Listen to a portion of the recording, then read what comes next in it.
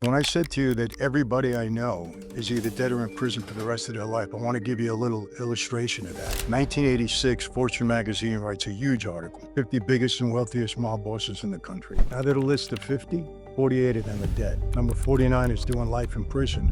I'm the only one alive and free. Michael Franzese is now a high-ranking member of an organized crime family, the Colombo Mafia family. One of Fortune magazine's richest mobsters, earned tens of millions of dollars through business ventures like gasoline, entertainment, and construction, and then completely changed his life after prison. You know, when you're negotiating in that life, it's not only business. You could be negotiating for somebody's life. Did you have to do that? Yeah. Oh, absolutely. In the mob, what were some unspoken rules that you had to really master? I always say this, Was the CIA involved with the mob in the JFK assassination? 100%. Tell us a little bit. Why do you feel it was? All right, so Michael, let's talk about your book. So you've got this book, I'll Make You an Offer You Cannot Refuse. Why did you write the book, and who did you write it for? Well, I had written my autobiography, Blood Covenant, and then my publisher, I owed him another book. So I said, what do you want me to write? And they said, we want you to do something on business. Okay. And they came up with the title. Why did they want you to do something on business? Well, I had some success on the street, and I had spoken to the publisher, and they said, Michael, how different is it working on the street in business than it is in legitimate world? Because I've transitioned. Yeah. And I said, listen, same principles. Yeah. I said, a little bit different, execution, but same principles. And they said, we'd love for you to put that in a book. Interesting. And that's what we did. Okay. So, and we're going to bring that back up again. Okay, so why did you get into organized crime? Like everybody's going to ask here. So we got entrepreneurs here, salespeople that are going to be watching. We got hundreds of thousands that will be watching the show. They're probably going to ask, like, how did you get into organized crime and why? Jeremy, I never wanted to be a member of organized crime. My dad was a very prominent figure in the 60s. He was the underboss of the Colombo family, one of the 5 New York Cosa Nostra families. And I was actually on track to be a doctor. I was going to medical school. And my father, who was constantly under investigation throughout my childhood, ended up getting a 50-year prison sentence. Really? Back in 1966, went off to do his time in 1970. And at that time, Joe Colombo, who was the boss of our family, he kind of took me under his wing, knew the family well. And I started to meet a lot more of my dad's friends, and they were talking to me differently. How old were you? I was 19. 19. 18 okay. when my dad went away. So you're going to maybe go to university, you're going to become a doctor, go to medical school. Yeah. And now life takes a different route. Yeah. And I was the oldest of my brothers and sisters, so I had to take care of them and my mother. My father, when he went away, he said, I'm entrusting the family to you.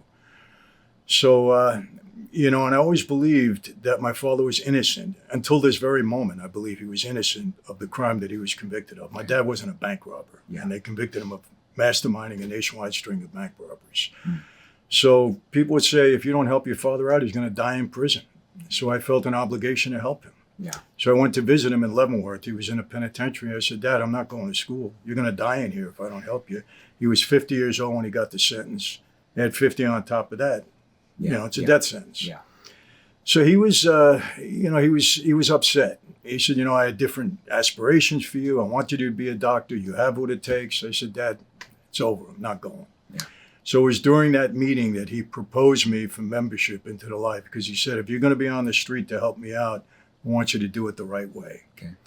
And that's how it started for me. Okay. So you're starting here. You're 19 years old. You said something interesting a second ago. You started to meet people that talk differently. What did you mean by that? Well, I had known a lot of my dad's friends who were members of that life. But, when I'm a kid growing up and going to school and I was an athlete, they didn't talk to me the way they talked to me later on, about my father and the possibility of him spending, the rest of his life in prison. So I started to get a better understanding of the life, because my dad never really wanted to talk to me about it. Everything I knew about my dad's life was from observation, from everything I've read and seen, and from other people. So I started to get a more, in-depth experience about the life, and they just talked to me differently. Hey guys, Jeremy Miner here. Look, a lot of you leave comments wanting me to help you sell more. So the easiest way to get a hold of me, the quickest way, is to text me. So text me right now. It's 480-637-2944. So 480-637-2944.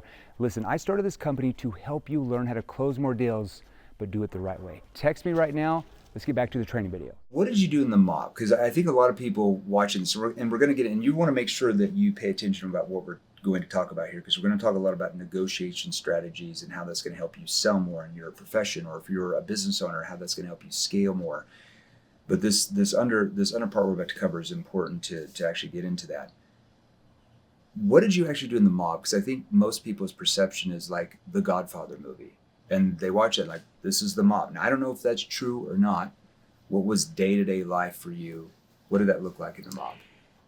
Well, I mean, do you wake up 6 a.m, go to the gym, eat your Wheaties? Like, what goes on? Well, I was very aggressive in that life. I worked 7 days a week, and I wanted to make money, and I needed money to help my dad get out of prison. Lawyers are expensive, appeals are expensive. I was taking care of the family, so, they relied on me. And so it was, there's kind of a division in that life. There's two types of people. You got the racketeers and you got the gangsters. In our family, the Colombo family, we had 115 made guys that actually took the oath and became made members. That's the expression. Out of that 115, 20 of us were earners, bringing money into the family. The other 95 were, who had a no-show job, who was trying to, do a little bookmaking or whatever. They didn't really know how to use the life to benefit them in business. I was fortunate. I knew how to use that life to benefit me, and I took full advantage of it. And so I got involved in legitimate business. I got involved in, street crimes also. I was shylocking money, lending money out. I had a gambling operation, things like that. And then I had, 2 new car dealerships. I had a Chevrolet and a Mazda agency that I bought. I was in the film production business, so I was kind of an entrepreneur in that regard. And then, I did things a little bit differently. I came across a deal, and basically I was defrauding the government out of tax on every gallon of gasoline. And we built that into a multi-million-dollar operation, probably the biggest operation for that life since the days of Prohibition. How did you, so that gas tax thing, how did you earn trust in a world where betrayal was common? Well, you earn trust by performance. When people see that you're an earner and that you're taking care of people, they want to be around you, they want to be working with you, and you treat them right. Even on the street, you got to treat people right, because the consequences of not treating people right could be very severe. You lose trust, right? It's just like if you're in a sales situation or a business partnership, ownership, you're either gaining trust with who you're working with, or you're losing trust. There's really no middle ground. Exactly. Yeah, interesting.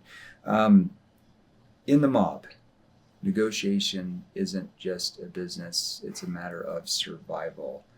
What were some unspoken rules that you had to really master that maybe others didn't? I always say this, in a negotiation, number one, you got to be prepared. You got to know your, let's call him an opponent, the person sitting on the other side of the table.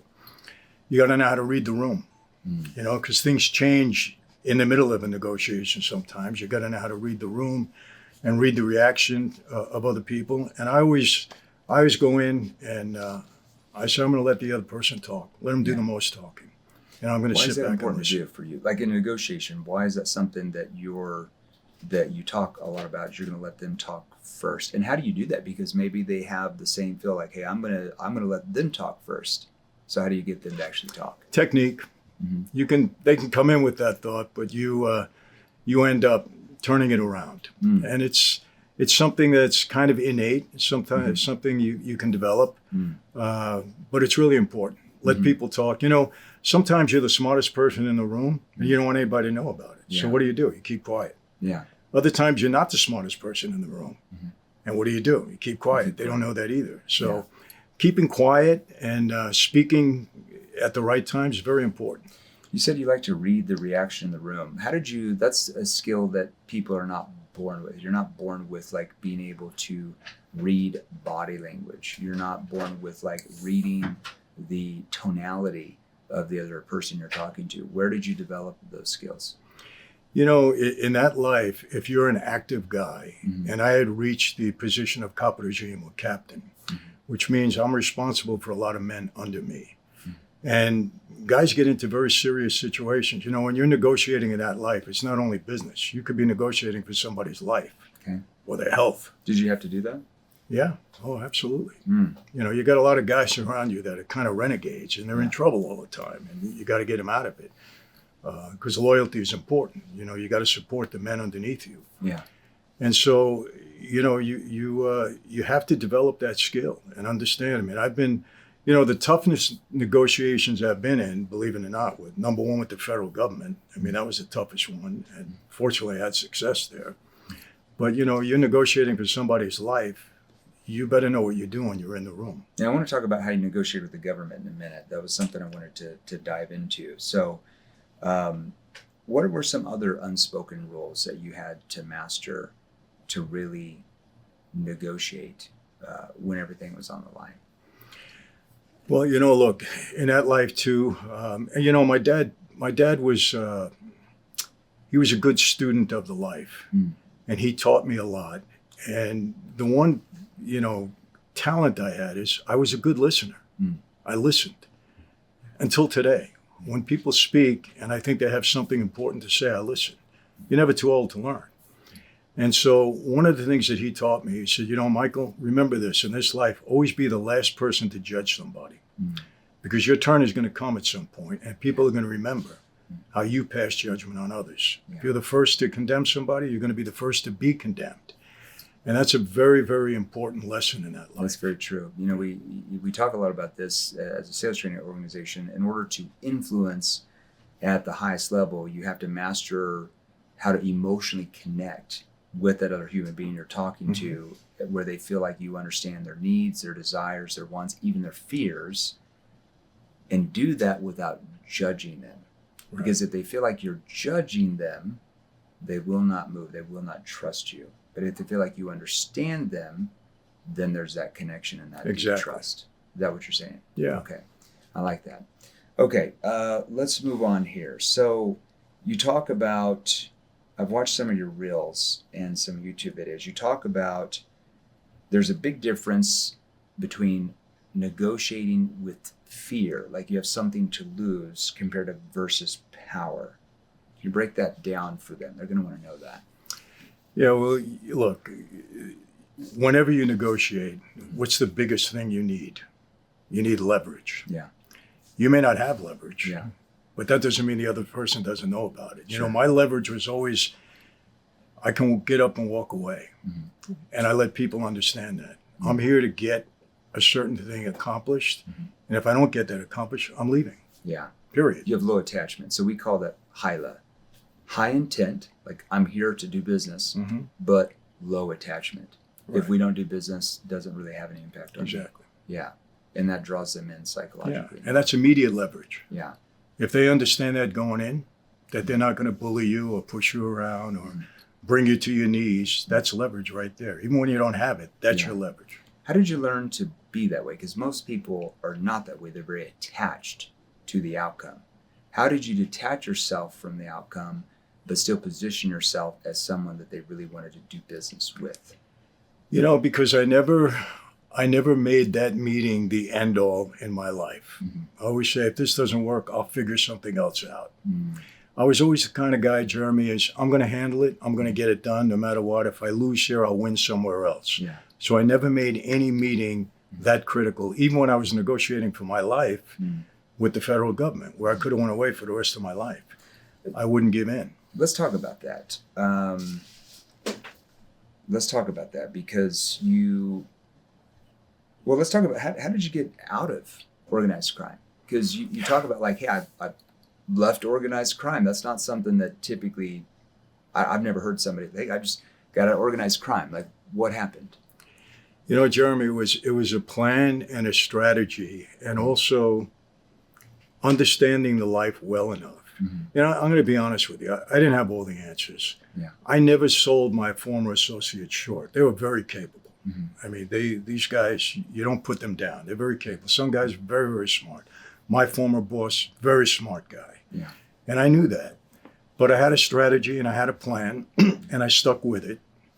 And like I said, I always had the attitude that I can overcome just about anything. Okay. And I felt that way throughout every situation in my life except for one time. And that one time that I didn't feel that way was probably what saved my life. Okay. And I'll get into that if you want to. Yeah, But, I'd like to know. They'd like to know what happened. yeah. Well, you know, I had negotiated for a 10-year prison sentence, and this whole gasoline thing, they indicted me Okay, so on a what big happened? racketeering case. Let's tell us a little bit about that first, because that's probably going to make more sense then. So what happened where you were like negotiating for your life basically with the federal government? Like what happened before that to get to Well, that? here's what happened. I mean, I became a major target of law enforcement. I was arrested 18 times. I was indicted 7 times. I had Okay. 2 federal racketeering cases, one brought on by Giuliani. You know, and I was a major target, bullseye on my back. So you were in New York. New York City. Yeah, I was in New Yeah, York. Okay, yeah. And so Giuliani indicts me on a huge racketeering case. Okay. I was a lead defendant. I had 15 co-defendants. I was on trial for several months. I ended up getting acquitted in that case. Okay. Government was devastated because that was my 5th win against them. They indicted That's really me hard to 5 do. times. Government comes after you. They don't lose many cases. How did you do that? Well, I'll tell you what I learned from my dad. You know, my dad, when he went to trial, he left everything up to his lawyer. I pay my lawyer a lot and he'll handle it. And my dad wasn't represented properly. So I said, I'm never going to fall into that trap. I'm going to work my case along with my lawyers. I didn't trust them. Yeah. So I worked very hard to defend myself, and I beat 5 cases. I beat Giuliani. And the principal witness against me in the Giuliani case was also the principal witness against me in this next racketeering case involving gas. Okay. So I had leverage Yeah. because I beat their major witness once. Right. They were worried that they were going to lose again. Yeah. So I took advantage of that. And I said, I want to negotiate a plea. Because I knew, Jeremy, that even if I beat this next case, they were never going to leave me alone. They were going to keep coming at me. I don't have the resources of the federal. I had a lot of money, but not Yeah. the resources of the federal government. Yeah. So I said, let me cut my losses. I'll take a plea. I'll give them some money. I'll do a couple of years in prison. I get out of prison. I got a plan, right? So when I went into that negotiation, when they indicted me on that case, I went in with that in mind. Yeah. Now, originally they wanted to give me 25 years and a $100 million fine because they claimed I stole $2 billion, right? Okay. And I wouldn't go for that, even though my lawyer was saying this is a good deal. And I said, 25 years is a good deal? Yeah. I said, I'll tell you what, you do half, I'll do the other half. Yeah. How's that? You think about it, like you're smart because even though, you know, you think your attorneys have your best interests at heart, they've got other cases they're dealing with. They've got other distractions. They don't know it like you know it. So if you just kind of leave it to them, you're kind of taking a gamble. Yeah. And I knew they didn't want to go to trial because I had already beat their principal witness. Yeah. So I had that leverage in the back of my mind. Okay. Long story short, I negotiated them down to a 10-year prison sentence Yeah. under the old law, meaning I only had to do 5 to make parole. Okay. New law now, you got to do 85%. Okay. And I negotiated a $100 million fine down to $20 million. Okay. I said, I can handle that. Yeah. And but it was a 3-month negotiation. We kept going back and forth. I kept walking away. They kept coming back. And it was going back and forth until finally I said, I'm not going to do any better than that, and I'm okay. I can do that. Okay. But it was tough. So you served the time, and you didn't, from what I understand, you didn't. Yeah, I'm assuming they tried to have you, I don't want to say rat other people out, but basically, tell them about other associates, and you didn't do that. Why? They didn't, because I wasn't looking to hurt anybody. You know, Jeremy, people, if you look at a lot of the guys now that have become informants, they're always complaining about the life. Oh, the life didn't treat me right. It didn't do this. And this guy double-crossed me.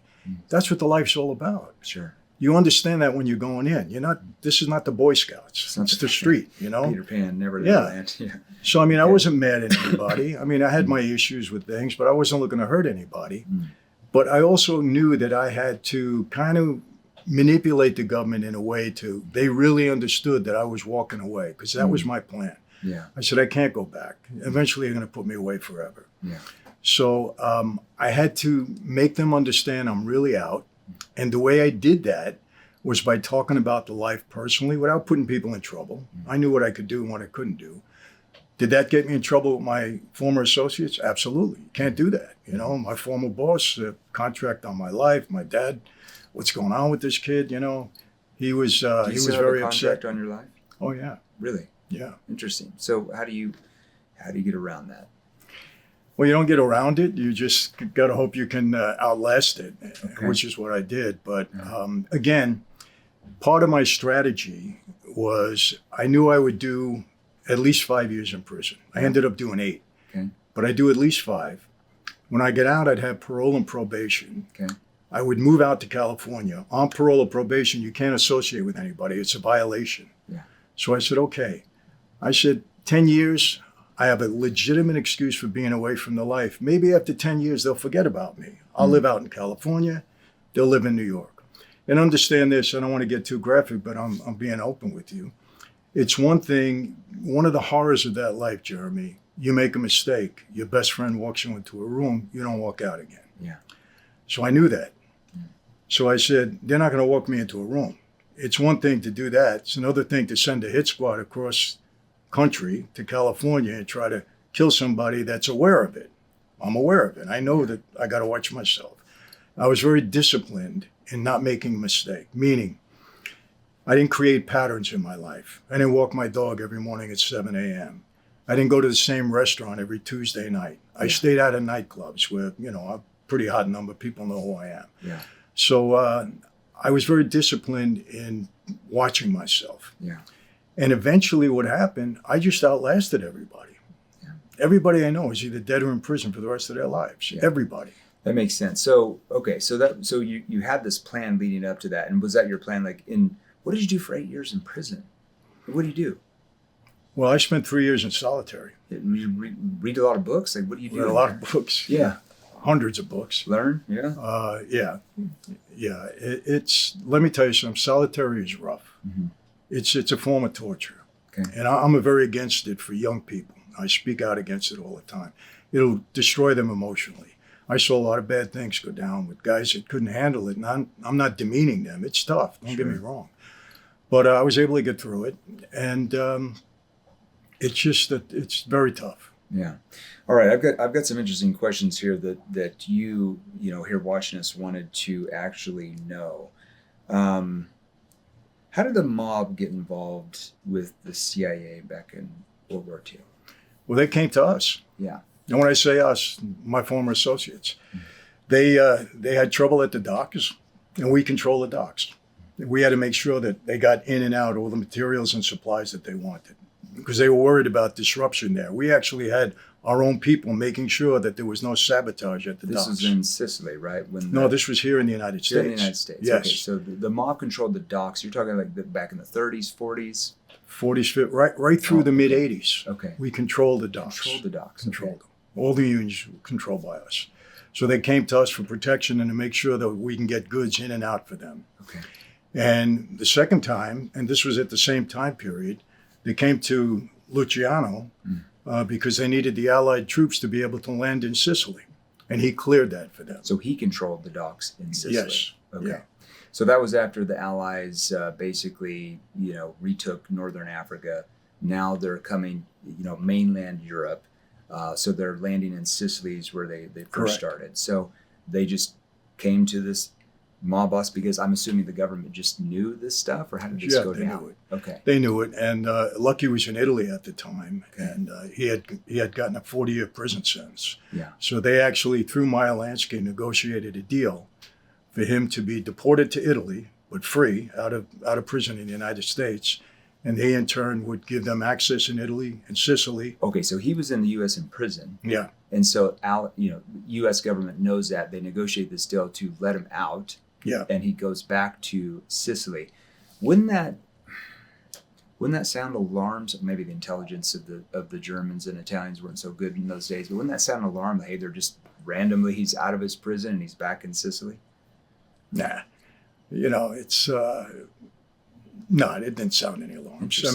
mean, he didn't want to be deported, but that was the deal. They wouldn't Yeah. let him stay in the United States, so they deported him. So he gets back to Sicily, and like a couple weeks later, he takes back control over everything. Or I guess his family would have already had control of the Yeah, dog. he still had control. He Okay. was in control, and through his guys out here, he maintained control. And the government got what they wanted. Look, the CIA will deal with the devil. They don't Yeah. care who they deal with to Seems get what like they it, want. doesn't it? Yeah, it's not a problem. That was the first time they came to us. Okay. Second time was in Cuba Yeah. when they have wanted to pigs? assassinate Castro. Okay. They came to us. They were going to poison him. Didn't work, but they came to us. And then the third time was was when Kennedy got killed. Yeah. But was the CIA involved with the mob in the JFK assassination? 100%. Tell us a little bit. Why do you feel it was? There's a lot of theories out there. Definitely, the theory the government gave us is, I believe, definitely not true. There's a lot of other theories. Why? How did that go down? Let me tell you what I know for a fact. Yeah. I'll only tell you what I know, not what I don't know. Why the CIA, the government wanted Kennedy killed, I can't speak as an expert in that regard. I don't know. But they did. And they came to us because we hated the Kennedys back then because they broke a deal with us. And this is true. Jeremy, anybody can tell you anything That else. was This is the a election fact. of 1960 in Chicago, Remember, right? razor thin between Nixon and Kennedy, and we delivered Illinois, Yeah. 100%. The deal was they were going to lay off of us. How did they deliver Illinois? Was it the voter suppression? Was it changing the vote in Illinois? What actually A little happened? bit of everything. You know, we Okay. had union control there too, so we just got out the vote and made sure it happened. You know, and that deal was made with Joe Kennedy, Okay. who was a bootlegger. And Joe 100%. was his dad. Was a dad. Okay. Right? He was Yeah. a bootlegger. He worked with us, and so they were supposed to back off of us. What happened? Robert F. Kennedy becomes the Attorney General. He comes on us even stronger. Yeah. So we were mad. We hated him. Pissed. Yeah. So now the CIA comes to us, and Ruby, who is 100% an associate of ours, goes back to the days of Capone, and then Accardo and the guys in Chicago, and even Carlos Marcello, was in Dallas, and he was the one that arranged for the killing, actually killed Oswald, Okay. and we put him up to it. How did Ruby just walk right through and the police didn't do anything? That's it. He had He had police connections. credentials. He had relationships with the cops. Remember, he had strip clubs down there. He was paying the cops off and everything else. He had control down there. Okay. He was a perfect guy. What are your thoughts about the JFK files being, declassified? Have you looked through those, or have you heard much about it? Let me tell you and I don't think they're going to be legit. If those files, when they finally are released, they had tried to say, through the Warren Commission, they tried to say that Jack Ruby was not associated with an organized crime at all. Total lie, total cover-up. They're covering up, yeah. When these files come out, if it says the same thing, then I wouldn't believe anything about these files. I believe they already came out, didn't they? A Not couple all weeks of ago? them. Not all. Yeah, Some of them. and a lot of it has been highly redacted. Yeah. But if we ever get everything, and they talk about Ruby, and they continue to say that Ruby had nothing to do with the mob, then you can throw all those files away. Yeah. It's a total lie. So CIA is still doing that, even though the new administration wants transparency. Do you believe the new administration wants transparency, or is it just the CIA still hiding stuff? I think they want transparency. Yeah. I don't know if we'll get it. I mean, we found out there was, I think they heard there was 2,500 documents that were never turned over. Yeah. And Bondi found this out. Now the FBI is going through them to see, what's redacted, what's true, what's not. I don't believe anything with these people. It's interesting. Okay. I've got some other questions here. I want to talk about, I want to ask you this question. How much do you miss the life? I got asked that a lot, Jeremy. Yeah. Listen, I had good times in that life. I had good relationships. I can't complain about the time that I spent in that life. I miss a lot of the guys that I was very tight with. I love the brotherhood feeling. I loved it, There's nothing stronger among men when I got your back, you got mine. This brotherhood, it meant something to me. Yeah. And look, I lived at a high level. I was doing well. So, I had a lot of good times. Do I really miss it now? Not as much, because I can't complain. My life is pretty good. I've been very blessed. Yeah. But I didn't hate the life. Yeah. I enjoyed it. Yeah. Tony Robbins says it best. Life doesn't happen to you. Life happens for you. And had this not happened for you, if you had not gone through this life, you wouldn't be who you are today. True. right? Absolutely. You'd be some doctor, some other, we wouldn't even know who you were. So how did you go from mob, prison time, out of prison, to motivational speaking, writing these books? Like, what flipped there? I certainly didn't plan it. It's a different lifestyle. No, I kind of backed into it. While I was in prison, I spent exactly 29 months and 7 days and a couple of hours in the hole. You count the minutes when you're in the hole, right? And every day I would, and they put me there allegedly for my own protection. But the government was very mad at me because I wouldn't cooperate. That's why I was in solitary. They were punishing me. And so it's a crazy story. Every day I would write the warden. I had a yellow pad and paper. I'm writing the warden. Warden, let me out of here. I'm in Lompoc, California. I'm not afraid of the mob. Let me out in the yard. I lost 20 pounds. I got a young, pretty wife. I want to get out in the yard. I'm going home in 6 months, right? I kept writing him every day. Yeah. Took him 29 months and 7 days before he answered me. He sends a correctional officer down to the hole. He says, Franzese, the warden wants to see you. Mm-hmm. Wow. I never seen the guy. They don't come down there, right? We're in Yeah. solitary. So I go up, and I'll never forget, as I get to his door, he looks in at me, and he goes over to his file cabinet. He opens the door, and there's all my letters. Yeah. Every day, right? He was obligated to keep me. He says, Franzese, you're wearing me out with these letters. I say, Warden, I got a lot of time on my hands. I figure I'll write you, right? What else am I going to do? Yeah. He says, I'm going to put you out on the yard. I said, come on, Warden, I lost 20 pounds. I'm going home in 6 months. I want to hit the yard, a little bit. So he says, but you're going to have to sign a waiver. Anything happens to you on the yard, you're not going to hold the Bureau of Prisons responsible. I said, give me anything, I'll sign it. Yeah. So I'm out on the yard, beautiful day in Southern California. I got a Sony Walkman on. These young kids don't know what that is, but Right. I'm listening to Billy Joel, right? Okay. I'm walking the yard. I get halfway into the first lap. Franzese, back to the warden's office. I said, oh. I was what you call a central monitoring inmate. Any movement on my part had to be approved by Washington. I see. I said, oh, they're going to put me back in the hole. Yeah. So I'm trying to prepare my speech to the warden. As I get to the door, it gets worse. I see two guys in suits. Now, I don't need to see a badge. I see the suit and the shoes. I knew who they were, the FBI. So I turn around. I said, guys, leave me alone. I'm not cooperating. I'll go back to the hole. I got 6 months.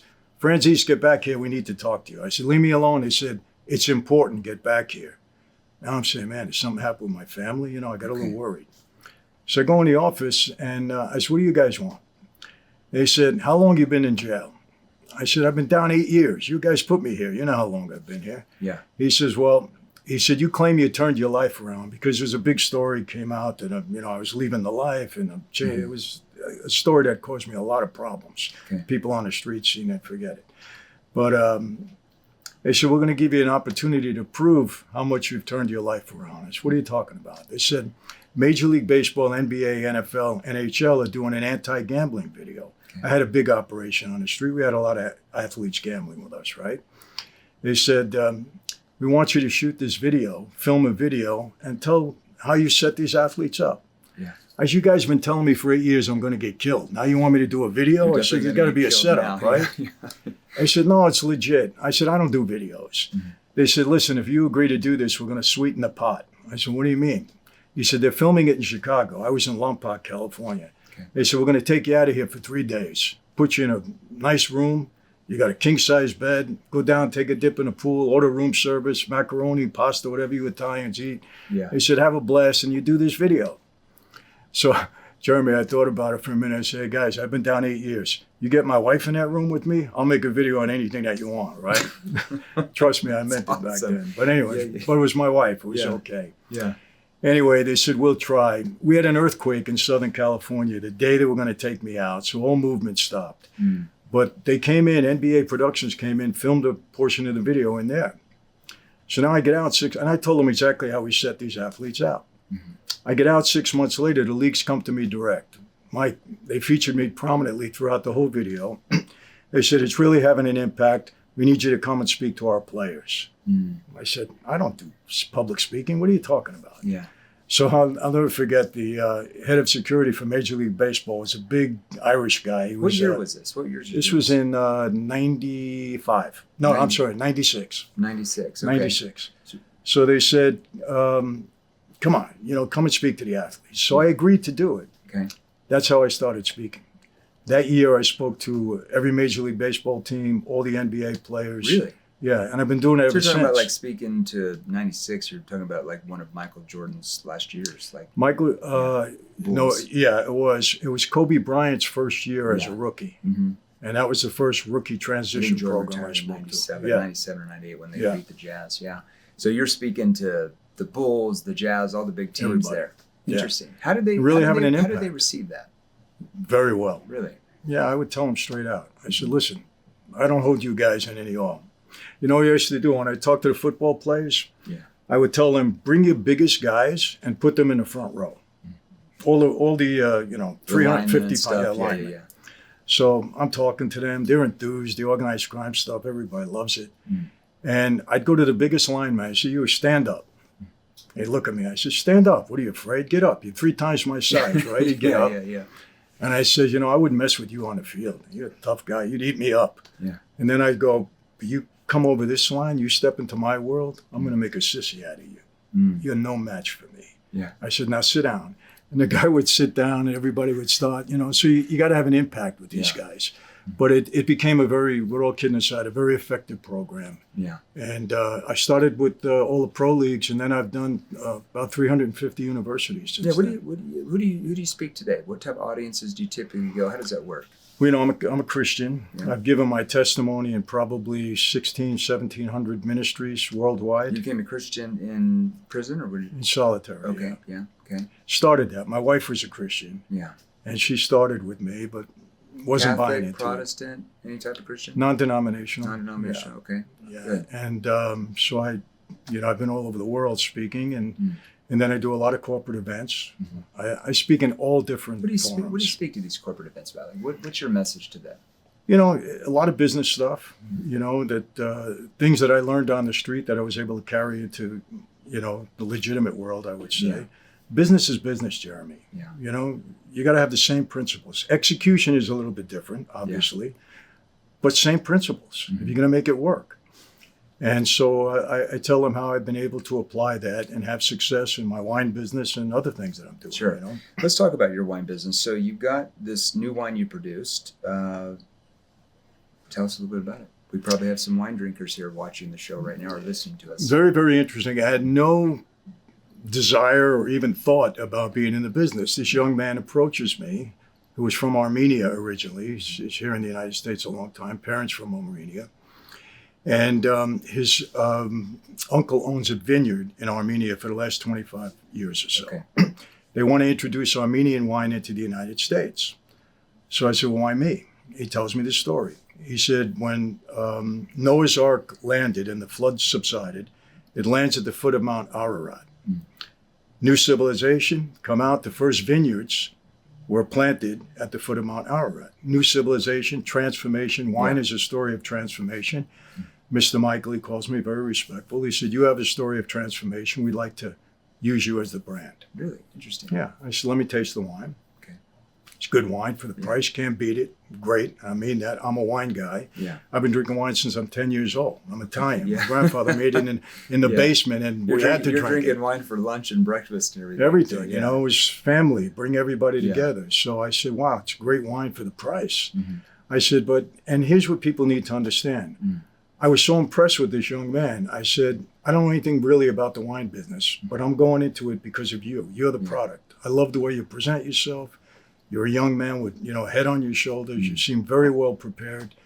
And I tell everybody, when you go into business, you're the product first. Yeah. People are looking at you. Yeah. Forget about what you They're have. buying your certainty or they're buying your uncertainty in a negative way. Yes. And they said, well, what if they like the product and they don't like you? I said, well, then they'll steal the product and you're out. You got to be part of it. Yeah. So we've been in business now 3 years and enjoying tremendous success. We've really introduced the Armenian wine into this country. Last year we had 400 accounts at this point last year. Okay. Now we have 3,300 Wow. Okay. in all the major retail outlets, and people are loving the wine. Well, congratulations. Where can they go to learn more about you? There might be a CEO here of a company or somebody that maybe wants to book you on one of their stages. There might be, a salesperson here that wants to learn more about negotiation. There might be somebody here that wants to get more wine. Where can they go to learn all about you? Well, two things. One thing, Jeremy, that's important to me, it's kind of a legacy. I've learned something, those who have been given much, much is expected in return. To me, I'm blessed to be alive and free. Because when I said to you that everybody I know is either dead or in prison for the rest of their life, I want to give you a little illustration of that. Yeah. 1986, Fortune magazine writes a huge article, 50 biggest and wealthiest mob bosses in the country. They featured 6, it was half the magazine, featured 6 of us. I was one of the 6. Yeah. They had a chart with the 50 of us on there according to rank, wealth, and power. I'm number 18 on the list, youngest guy on the list, 5 behind Gotti at that time. He hadn't been made boss yet. Silly list. They didn't ask for our tax returns, right? But it sold a lot of magazines. But here's what's not silly. Out of the list of 50, some 30 odd years later, 48 of them are dead. Wow. Number 49 is doing life in prison. I'm the only one alive and free. So blessed is an understatement. That's because you made a change. Made a change, and God honored that change and blessed me in many ways. So, and I also believe that the sin of omission is sometimes even more serious than a sin of commission. Because if you know something, if you can prevent a wrong and you have the ability to do that, or you can get the truth out and you don't do that, that's sinful. Yeah, I think you're accountable before God. Absolutely. When it's our day of judgment, you're accountable Absolutely. to God what you've done. And if you can help people, you have an obligation to do that. So I started a platform recently, school. We have now about 1,200 members in just a short time. Yeah. And we do mentorship in there. I created resources there on leadership and how to be a boss and a lot of personal behavior. Yeah. We do a lot of Zoom calls. We do Q&As. We're having live events. It's kind of a legacy piece for me because I think what we're lacking in this country and maybe throughout the world, because I travel a lot, is a sense of community. Why is that? There's too much divisiveness in the country. Yeah. Why are we divided in this country? It's not the people on the bottom, people on the top.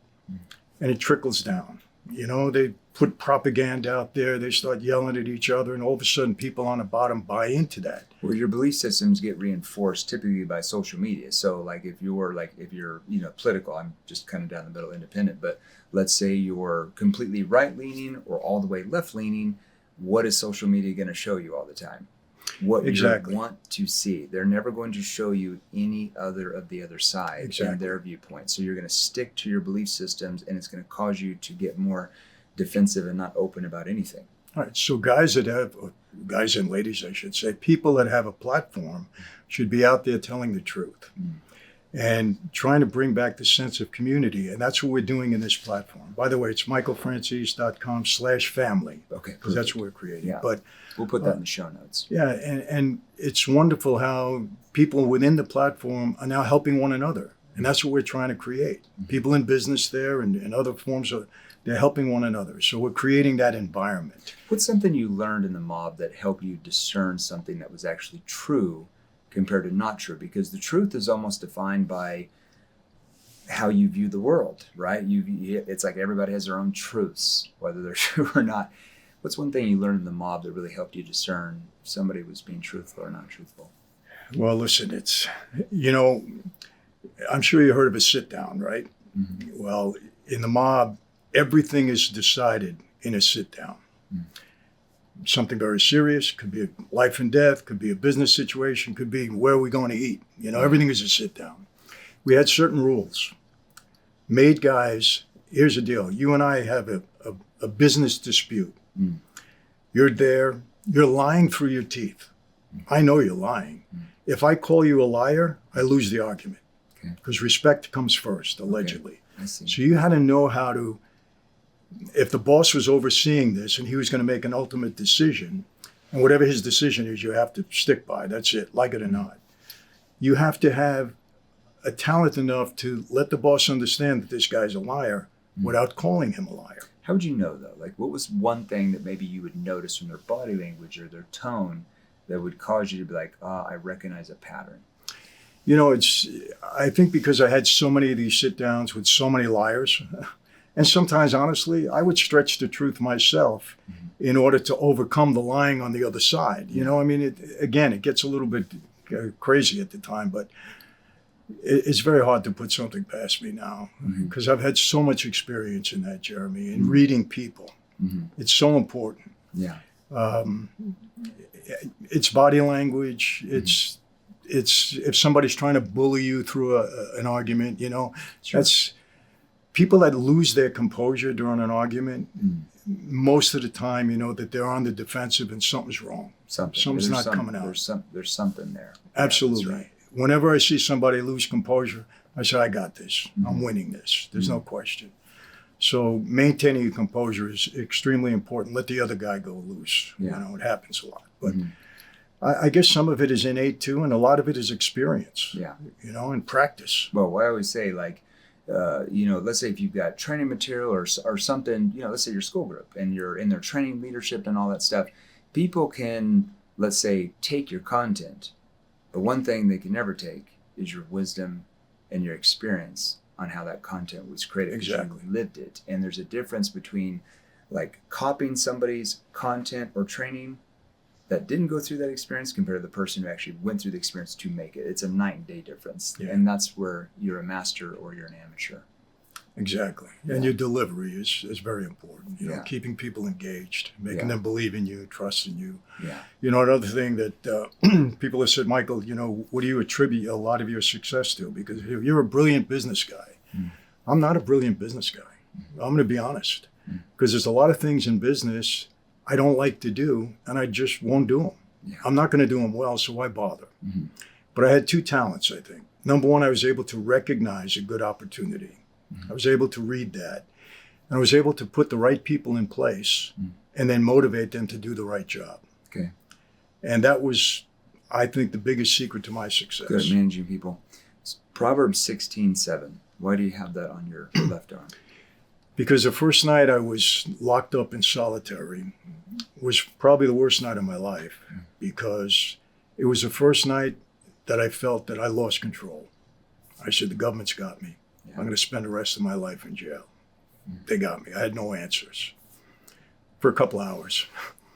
But a prison guard handed me a Bible that I immediately rejected. I threw it against the wall, but then I picked it up and I started reading the book of Proverbs. You ever read Proverbs? Yeah.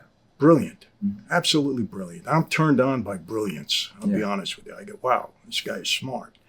So I'm reading Proverbs and I said, man, this guy's very smart, Solomon. And I come to this verse. When a man's ways are pleasing to the Lord, even his enemies are at peace with him. So what got me was the enemies part, because I had nothing but enemies. Yeah. The mob hated me. The government hated me. I'm in trouble, right? Yeah. And then something just clicked in me and said, you know, when a man's ways are pleasing to the Lord, and sometimes, Jeremy, you have to face your own self. You have to look in the mirror and say, you know, who are you kidding? Yeah. My ways, I had walked away from the life, but I didn't change. Yeah. And then something said within me, but if you had changed, I'll take care of your enemies. It was almost as if God gave me a signal at that point. Yeah. Mentally. Were you I didn't worried hear him about speak to me. Were you worried about your family's lives while you're in there? No, I wasn't worried about my family's lives, because one code we had in that life that until this moment I don't think has been broken. We never touched family. Okay. Hands good. off. Yeah. Never worried about that, about anybody in my family getting hurt, unless they were involved, which they weren't. They weren't, yeah. So I That wasn't makes worried sense. about that. Okay. But it really made me think that I had to make a change, a serious change, not just a cosmetic change. And then I kept reading and I came to this verse. And the reason they're here, you don't ever want to forget certain things in life. And every morning when I wash my face, brush my teeth, I see these things and I reminded of remember. Yeah. Proverbs 3:5-6, trust in the Lord with all your heart. And that got me, because in my life, everything's about trust. Would you say that was the most defining part of your life? I think so, because on that night, I mean, the verse is, trust in the Lord with all your heart, lean not on your own understanding, in all your ways acknowledge him, and he will make your path straight. After I read that verse, my reaction wasn't, okay, God, I trust you. My reaction was just the opposite. I said, Lord, I trusted my father. I went into this life blindly. Look where I am. Yeah. I said, I took a blood oath. I surrendered my life to Cosa Nostra. You come into that life, you got to give it all up or you don't survive, right? I said, I did this twice. I can't do it again. If you really are God, show me. And not only did I ask him to show me, but then I started to look. I had, if you see my prison Bible, more of my notes than there is scripture. Yeah. I read that book inside out 100 times. And then I had my wife send me in books on every faith. I said, I want to see every faith. Sure. I have nothing but time on my hands. Yeah. And I came out of there firmly believing in Christianity. And over the past 20 some odd years, it's been cemented. You know, I tell people this, Jeremy, I'm not the greatest Christian. You know, you could take the boy out of None Brooklyn. of us are. You could take the boy out of Brooklyn. You can't always take Brooklyn out of the boy. So sometimes I react my old way. Sure. But my faith is rock solid. Yeah. Nobody can tell me differently. Yeah. I think at the end of the day, it's all about how many people you helped. Yeah. And why did you help them? I think that's the most important thing. Yeah. Michael, it's been a pleasure having you on the show. We'll put the show notes. Again, give us that school group here so they can go. Where's it at? It's, well, two things. The school group is michaelfranzese.com/family. Okay. Yeah. And the wine is, you can buy the wine online. Okay. It's franzesewine.com. FranzesWine.com. And then where should they follow you on social media? YouTube. I'm on every platform. YouTube, Rumble, Instagram, What's your Facebook. Instagram handle? Oh, I think it's at Michael Franzese. Okay. Yeah. We'll put it in the show notes. All right, everybody. There you go. Learning negotiation, learning life skills, learning leadership. Make sure you go check out Michael, his leadership development, his school group. Check out the wine. Follow him on IG, YouTube, and other places. Until next time, we will see you then. Let's get to the next level.